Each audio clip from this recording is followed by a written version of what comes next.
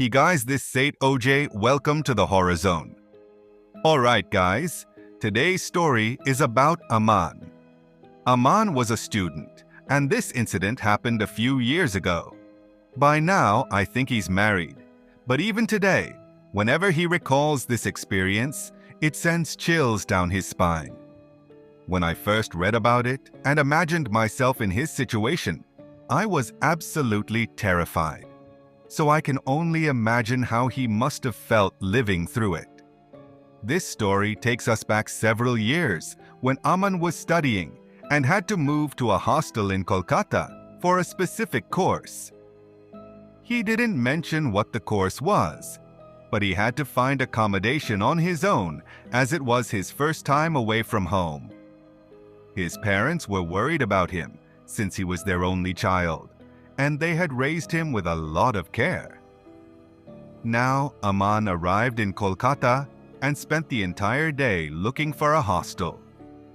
But to his dismay, every hostel was either full or way too expensive.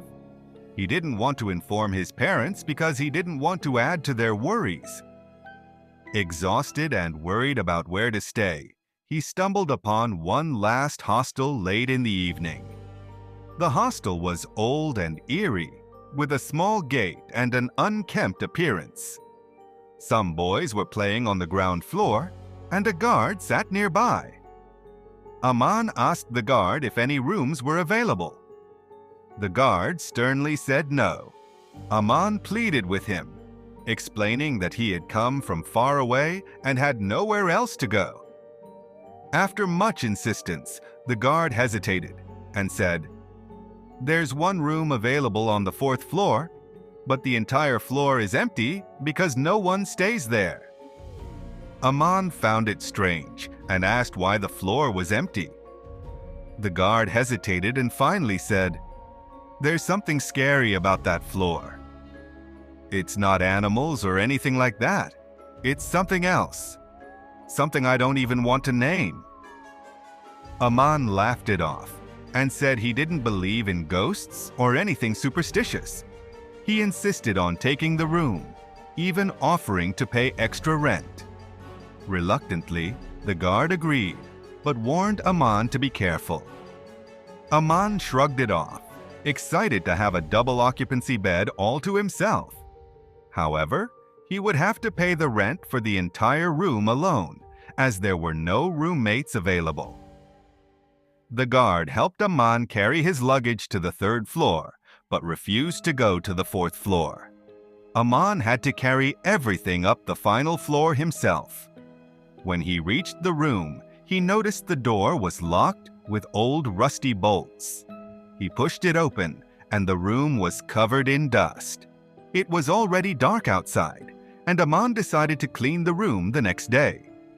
For now, he just laid out the bed, turned on a dim bulb, and went straight to sleep. He was so exhausted that he fell into a deep sleep immediately. However, something strange happened. Aman woke up suddenly, feeling as though he had been sleeping for a long time. He assumed it must be early morning or almost sunrise. But when he checked the clock, he saw that only 10 minutes had passed since he fell asleep. His heart started racing. How was it possible? He was sure he had been asleep for hours. It's a basic instinct. When you've slept long, you can feel it. But here he was, wide awake, and it had only been 10 minutes since he laid down. So, suppose Aman had gone to sleep around 8 p.m., but he woke up feeling fresh at just 8:10 p.m. It wasn't like he was groggy or tired. He felt as though he'd had a solid 15-hour sleep. Aman found it strange but shrugged it off, thinking it wasn't a big deal. He tried to go back to sleep, but no matter how much he tried, sleep wouldn't come. As the hours passed, 12 a.m., then 12:30 a.m., he couldn't shake the feeling that something was off. It felt like he had slept for an entire day, but it had only been 10 minutes. He started wondering if it was some kind of time glitch or if he had somehow gone back in time. Trying to distract himself, Aman picked up a book to read, hoping it would help him fall asleep. He sat there, flipping through pages, but time just crawled. Around 2 a.m., he still couldn't sleep and kept reading, his eyes wide open. Suddenly, around 2:30 a.m., he felt like something had passed by the window near the door. At first, he ignored it, thinking it must be the guard checking in. But then he remembered. The entire floor was empty. Who could it have been? He called out, "Guard, is someone there?" but got no response. Shrugging it off as his imagination, he went back to reading. Later, he decided to switch off the main light and turn on the small red night lamp instead. He lay down, facing the window near the door, which had a curtain covering it. As he tried to sleep, he saw a shadow move across the curtain. This time, it was clear. Something or someone had passed by the window. Aman sat up straight, calling out, "Who's there?" But again, there was no reply. He thought maybe someone was playing a prank on him or trying to mess with him because he was new to the hostel. He decided not to give them any importance, thinking it would only encourage them. He locked the door, turned his back to the window, and somehow managed to fall asleep. The next morning, Aman woke up around 8:30 a.m. The birds were chirping and the sun was shining. He felt refreshed, made himself a cup of tea, and tried to shake off the strange events of the previous night. Determined to focus on his goals, he decided to put the night behind him. As he stood by the window, enjoying the fresh morning air, someone knocked on the door. He opened it to find a young man standing there with a suitcase and a backpack. The man introduced himself. "Hi, I'm Vishal. The guard downstairs told me there's a double occupancy room available here, so I can share it with you." Aman was overjoyed. Sharing the room meant splitting the rent, and having a roommate would also help ease the uneasiness he felt last night. He immediately welcomed Vishal, helped him with his luggage, and showed him around the room as if he had been living there for a long time. Vishal and Aman bonded quickly over their shared course and ambitions. They spent the afternoon talking about their goals, studies, and future plans. By the evening, they had become good friends. For the first time since arriving, Aman felt truly at ease. That night, both of them decided to go to bed early, knowing they had a busy day ahead. Aman slept on his bed near the window, while Vishal took the other bed. The room was dimly lit by the moonlight streaming in from the small window facing the jungle. At around 2:30 a.m., Vishal suddenly woke up to a strange noise. It sounded like something or someone tapping against metal, as if a hand or foot was hitting it repeatedly. Aman suddenly hears a noise, but assumes it's coming from somewhere outside. He goes back to sleep, but after about 10 to 15 minutes, the noise wakes him again. This time, he realizes the sound is coming from his own room. He feels puzzled. What kind of noise could it be? It sounds like something metallic. He rubs his eyes and looks around the room. His vision adjusts to the darkness, but he doesn't see anything unusual. However, he notices that Vishal isn't in his bed. Aman calls out, "Vishal!" but gets no response. Then he notices the bathroom light is off. His eyes slowly adjust further to the dim light, and he finally locates the source of the sound. The tap-tap noise is coming from the door. Aman carefully walks toward the door and notices that a nail is protruding from it, facing outward. And what he sees next freezes him in place. Vishal is banging his head on that nail repeatedly. The sight shocks Aman. He quickly rushes toward Vishal, grabs him, and switches on the light. As soon as the room lights up, Vishal jerks back abruptly. Aman yells, Are you out of your mind? What the hell are you doing? Aman tries to make sense of what's happening, but his mind is blank. Even Vishal seems dazed.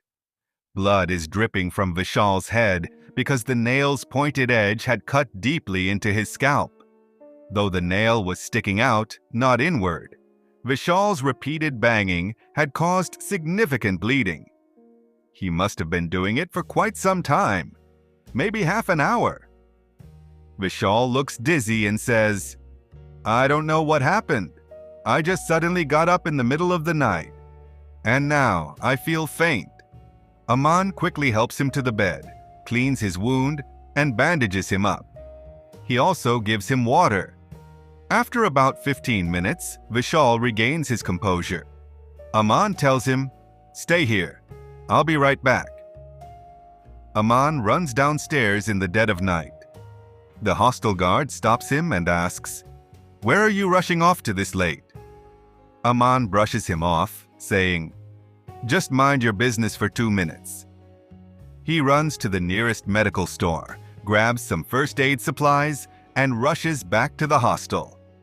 As he returns, the guard again questions him, but Aman ignores him. He heads straight to his room and starts tending to Vishal's injuries.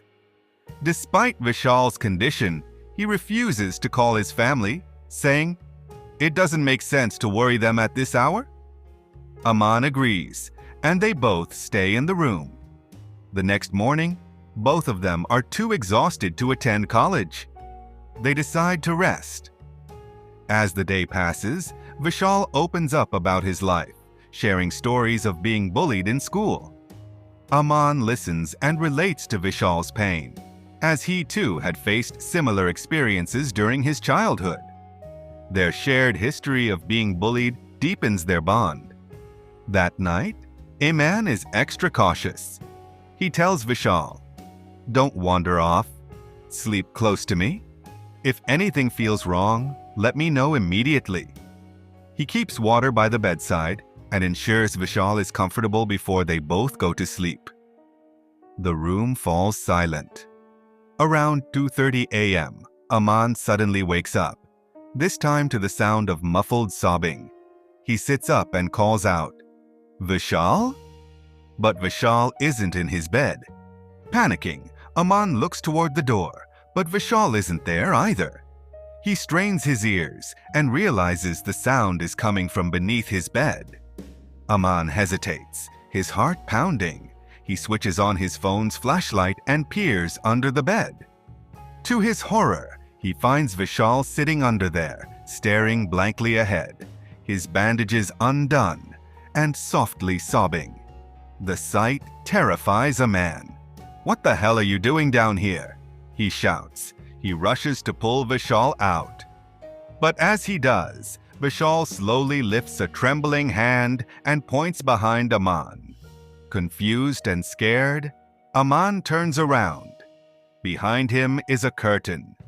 Just as he looks at it, the curtain moves aside on its own. Someone pushes the curtain aside with a strong gust of wind, and just behind the curtain, in the passage visible through the window, stands Vishal. As soon as Aman's eyes land on him, lightning flashes. It's a stormy night. In those brief flickers of light, Aman catches a glimpse of Vishal's face. His eyes are missing, his mouth is torn wide open, and he's staring directly at Aman. The sight freezes Aman in terror. If Vishal is standing there, then who is lying on the bed? Panicked, Aman looks down at the bed. Vishal is still lying there, unconscious. That realization is too much for Aman. He faints on the spot. When Aman regains consciousness, he finds himself lying on the bed. He has no idea how much time has passed. He tries to get up, but his body feels stiff and unresponsive. As he struggles, he notices that it's nighttime again. The last thing he remembers is fainting, and now it seems an entire day might have passed. Suddenly, the window on his left creaks open. He sees someone climbing inside through the window. A woman, completely nude, running toward the door. Despite the darkness, Aman can see her clearly. The woman is screaming, pleading, "Please let me go! Don't hurt me! Someone save me! Please, God, help me!" She continues running toward the door, but suddenly collapses, as if struck by some unseen force. She stumbles backward and falls onto the bed next to Aman. He is still paralyzed, unable to move, but he can hear her screams. She's crying, begging for mercy. "Please don't do this to me. I'll complain. Let me go, please." Her voice is filled with agony. Aman is terrified and confused. How did this woman appear? Why is she screaming in pain? Suddenly, Aman starts hearing laughter, male voices. He can't move his head to see, but he senses that 2 or 3 men are sitting on the other bed, laughing mockingly. Their laughter echoes in the room, blending with the woman's cries. Aman tries desperately to make sense of what's happening, but he is trapped, immobile, forced to endure this horrifying scene unfolding around him. 4 men's laughter echoes in the room, blending with the woman's cries and screams of agony. Suddenly, Aman's eyes shift slightly to the side as he tries to see what's happening. At that very moment, he hears the same loud noise again, the sound of Vishal banging against the door. Aman looks at the door and sees Vishal banging his head against it. Once, twice, thrice. Blood begins dripping as Vishal's head cracks open and he collapses to the floor. Aman is frozen in terror, unable to scream or move. His body feels completely paralyzed. Amidst the chaos, Aman musters all his strength, lets out a strained yell, and jolts awake. He looks around, panting heavily. The room is empty. There's no one there. Everything is eerily quiet. Aman rubs his eyes, trying to shake off the nightmare. But then, his gaze falls on something horrifying. Just ahead of him, 2 legs dangle from the ceiling. He slowly looks up and sees Vishal hanging from the fan. His face is distorted, his eyes hollow, and it's clear that Vishal is no longer alive. Panicking, Aman somehow forces himself to move. He grabs Vishal's lifeless body from the fan and lowers it down, crying and shouting, "Vishal! What happened? Why did you do this?" "Vishal." Aman desperately shakes his friend, but Vishal's body remains limp and lifeless. Carrying Vishal on his shoulder, Aman stumbles out of the room, screaming for help. "Somebody help! Vishal is dead! Please help!" He runs down the stairs, crossing the 3rd floor, then the 2nd, and finally, the 1st floor. His screams wake everyone in the hostel. The other residents come out, confused and concerned, asking, "What happened? What's going on?" Aman, trembling and out of breath, explains everything. "He's dead. Vishal is dead. Please, someone help." He keeps repeating it, but the others seem puzzled. "Who's Vishal? There's no Vishal staying here." The hostel guard approaches Aman and asks, "Who are you talking about?" Aman replies, "My roommate, Vishal. You sent him to my room." The guard's face turns serious. "I don't know what you're talking about," he says. "You've been living alone in that room. I never sent anyone there." Aman's heart sinks. "What are you saying? Vishal was with me for 3 days. We talked, laughed, spent time together." The guard shakes his head. "That room is haunted. No one stays there. People have heard stories about strange happenings on that floor, but no one's ever dared to stay up there." Suddenly, a man recalls the strange events of the past few days. The unexplained sounds, the nightmares, the eerie feelings. He checks the date and realizes that he has been unconscious for an entire day. What he thought was a short nap had turned into hours of unexplainable time loss. The guard continues. People say the spirit of a boy who died there years ago still lingers. Maybe you encountered him. Aman's blood runs cold. His head feels heavy, his thoughts jumbled. Could Vishal have been a ghost all along? The other students gather around, all equally shocked. They say, "You've been staying alone up there for 3 days. No one else has gone to that floor, let alone stayed there with you."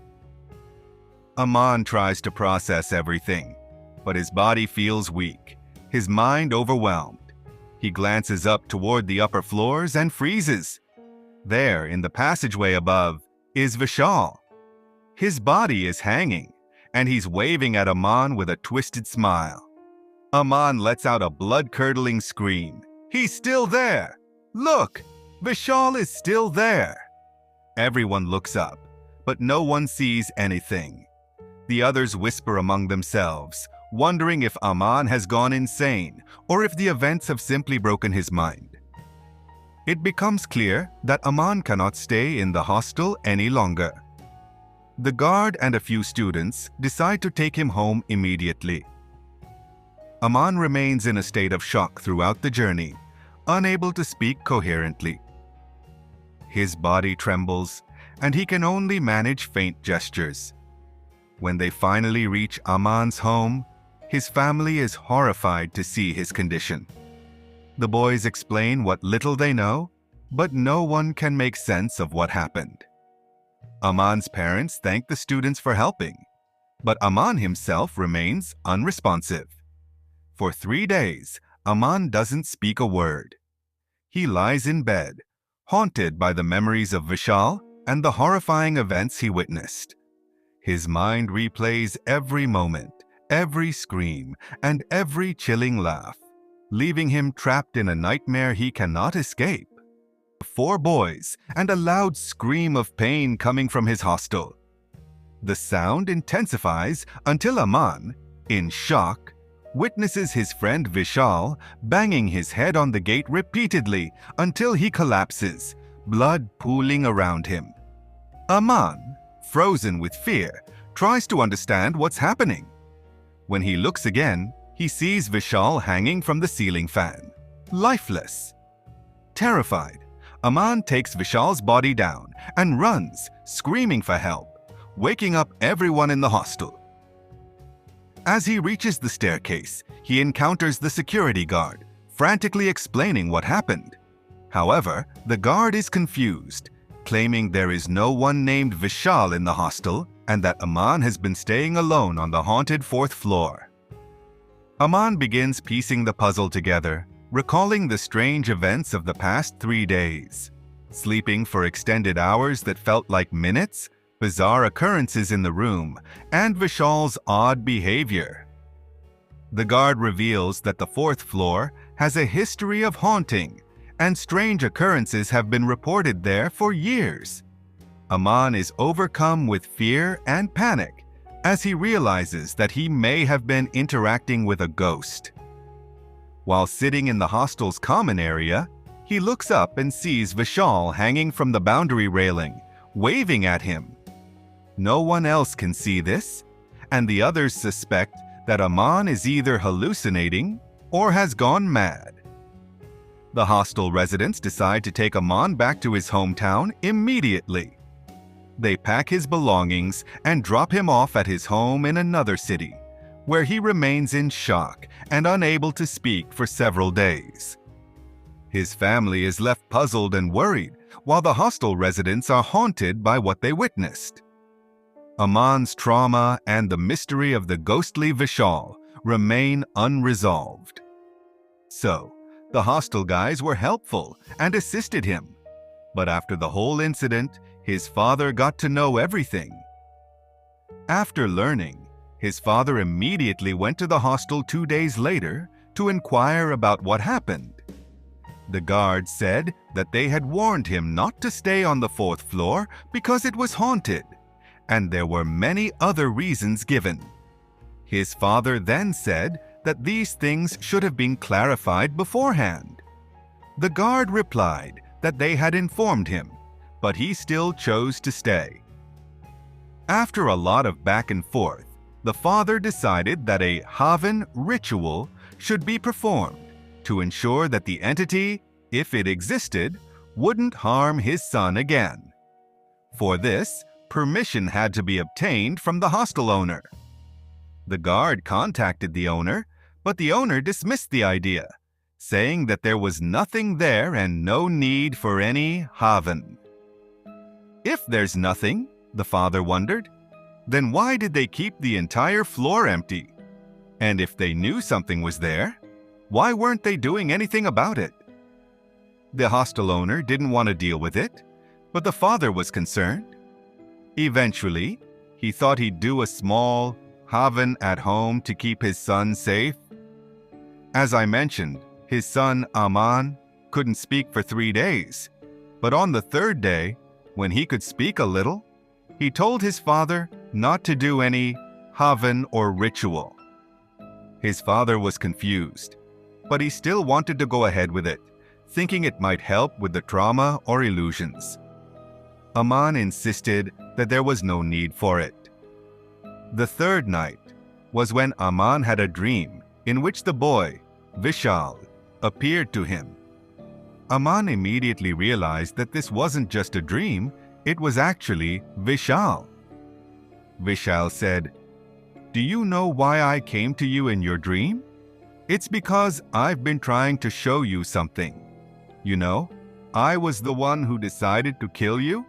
If you had stayed on the 4th floor, you would have been killed by me, just like everyone else before you." Aman was in shock and asked Vishal why he was showing him these things.